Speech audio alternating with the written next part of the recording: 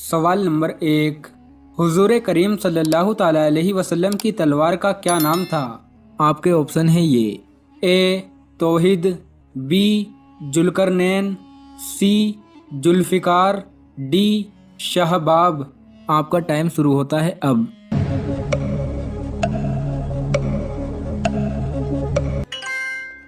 सही जवाब है सी। हुजूर करीम सल्लल्लाहु ताला अलैहि वसल्लम की तलवार मुबारक का नाम जुल्फ़िकार था। बाद में आपने ये तलवार हज़रत अली रज़ी अल्लाह ताला अन्हु को दे दी थी। सवाल नंबर 2। दज्जाल दुनिया में कितने दिनों तक रहेगा? आपके ऑप्शन है ये। ए 12 दिन, बी 27 दिन, सी 40 दिन, डी 70 दिन। आपका टाइम शुरू होता है अब।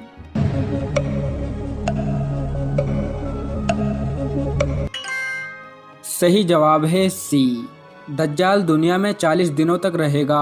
उन 40 दिनों में पहला दिन 1 साल के बराबर होगा, दूसरा दिन 1 महीने के बराबर होगा, तीसरा दिन 1 हफ्ते के बराबर होगा और बाकी के 37 दिन आम दिनों की तरह होंगे।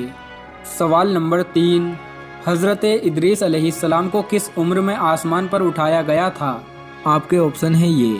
ए 300 साल, बी 350 साल, सी 500 साल, डी 600 साल। आपका टाइम शुरू होता है अब।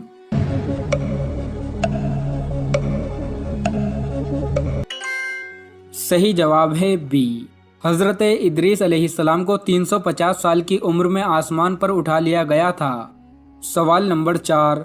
हज़रत इब्राहीम अलैहिस्सलाम ने हज़रत इस्माइल अलैहिस्सलाम को कुर्बान करते वक्त आपकी गर्दन पर कितनी मरतबा छुरी चलाई थी?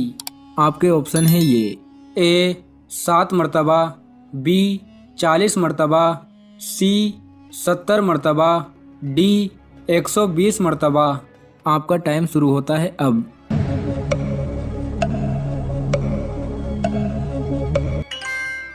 सही जवाब है सी। हज़रत इब्राहीम अलैहिस्सलाम ने हज़रत इस्माइल अलैहिस्सलाम को कुर्बान करते वक्त आपकी गर्दन पर 70 मरतबा छुरी चलाई थी, लेकिन छुरी नहीं चली। सवाल नंबर 5। कौन से इस्लामी महीने का नाम कुरान मजीद में आया है? आपके ऑप्शन है ये।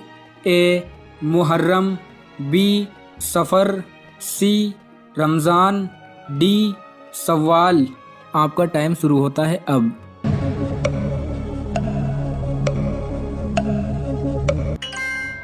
सही जवाब है सी। रमज़ानुल मुबारक के महीने का नाम कुरान मजीद में आया है। सवाल नंबर 6। जिस वक्त हज़रत यूसुफ अलैहिस्सलाम को कुएं में डाला गया था, उस वक्त आपकी उम्र मुबारक कितनी थी? आपके ऑप्शन है ये। ए 10 साल, बी 17 साल, सी 25 साल, डी 30 साल। आपका टाइम शुरू होता है अब।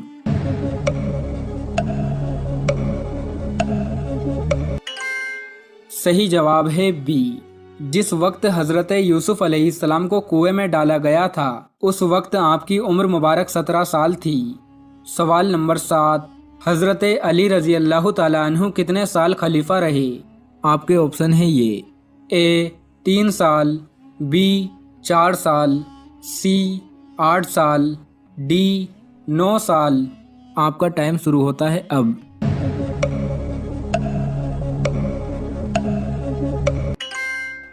सही जवाब है बी। हज़रत अली रज़ी अल्लाह ताला अन्हु 4 साल 9 महीने खलीफा रहे। सवाल नंबर 8। कौन सी कौम पर आंधी का अजाब आया था? आपके ऑप्शन है ये। ए कौम समूद, बी कौम लूत, सी कौम आद, डी कौम बनी इसराइल। आपका टाइम शुरू होता है अब।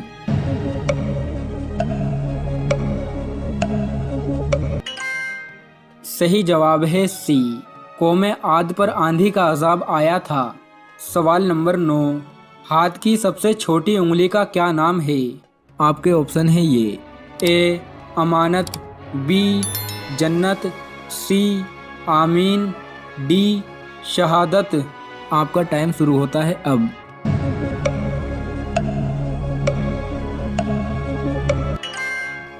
सही जवाब है सी। हाथ की सबसे छोटी उंगली का नाम आमीन है। सवाल नंबर 10। कुरान मजीद में लफ्ज़ अल्लाह कितनी मरतबा आया है?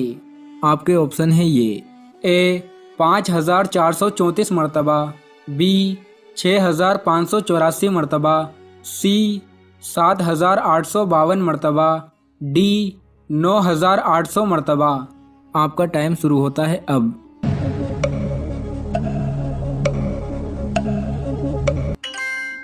सही जवाब है बी। कुरान मजीद में लफ्ज़ अल्लाह 6584 मरतबा आया है। सवाल नंबर 11, कुरान मजीद में रात का जिक्र कितनी मरतबा आया है? आपके ऑप्शन है ये: ए 71 मरतबा, बी 91 मरतबा, सी 95 मरतबा, डी 99 मरतबा। आपका टाइम शुरू होता है अब।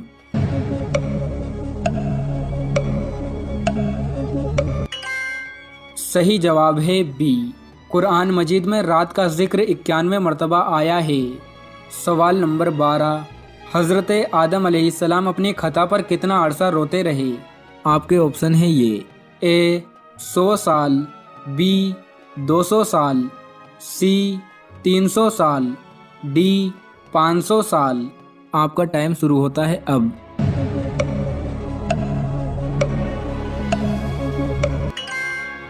सही जवाब है सी। हज़रत आदम अलैहिस्सलाम अपनी खता पर 300 साल रोते रहे।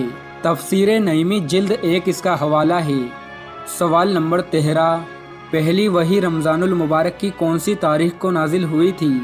आपके ऑप्शन है ये: ए 5, बी 7, सी 17, डी 24। आपका टाइम शुरू होता है अब।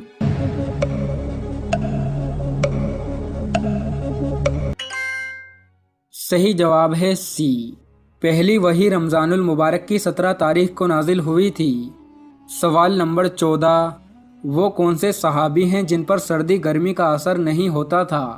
आपके ऑप्शन है ये: ए हज़रत अबू बकर सिद्दीक़ रज़ी अल्लाह ताला अन्हु, बी हज़रत उस्मान गनी रज़ी अल्लाह ताला अन्हु, सी हज़रत उमर फ़ारूक रज़ी अल्लाह ताला अन्हु, डी हज़रत अली रज़ी अल्लाह ताला अन्हु। आपका टाइम शुरू होता है अब।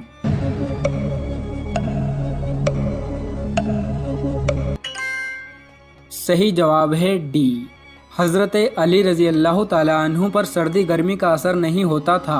आपने थोड़ा सा नमक लेकर उसको कपड़े में डालकर उसकी एक पोटली बना लेनी है और इस पोटली को आपने घर में एक मखसूस जगह पर लटका देना है, जिसके बारे में अभी आपको मैं बताऊंगा। और बस 24 घंटे गुजरने का इंतजार करना है। इंशाअल्लाह ताला 24 घंटों के अंदर अंदर इसके करिश्मे और मौजे आपको नजर आने लगेंगे और आपकी किस्मत रातों रात बदल जाएगी। इस अमल को करने के लिए बस आपको थोड़े से नमक और एक छोटे से कपड़े की जरूरत होगी, जो कि तकरीबन हर घर में ही मौजूद होगा। यानी ये अमल हर कोई आसानी से कर सकता है। इससे पहले कि ये मैं बताऊं कि आपने इस अमल को करना कैसे है, मैं इस अमल को करने के आपको 7 बड़े फायदों के बारे में बता देता हूँ। नंबर 1, घर में मनहूसियत का खात्मा हो जाएगा और हर तरफ बरकत छा जाएगी, बेबरकती जड़ से खत्म हो जाएगी।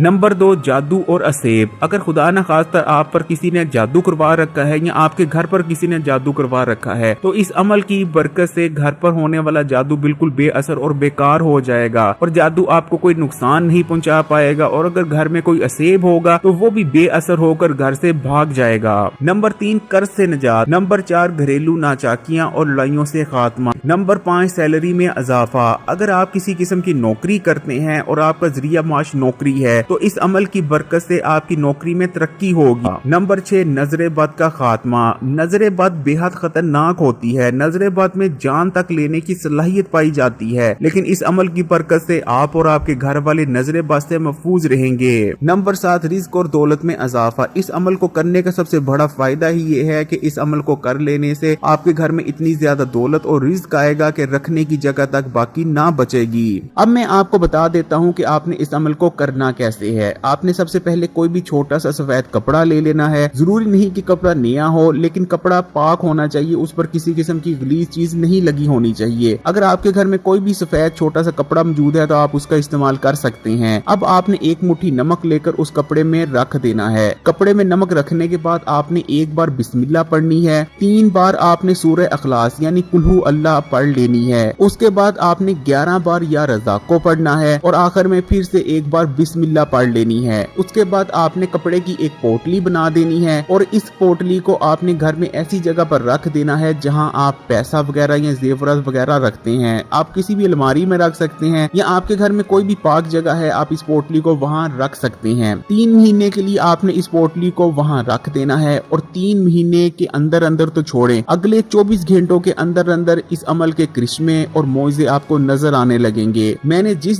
शख्स को भी इस अमल को करते देखा है, कुछ दिन बाद उसके हालात ऐसे तब्दील हुए हैं जैसे तब्दील होने का हक है। अगर वो फकीर भी था तो फकीर से बादशाह बन गया है।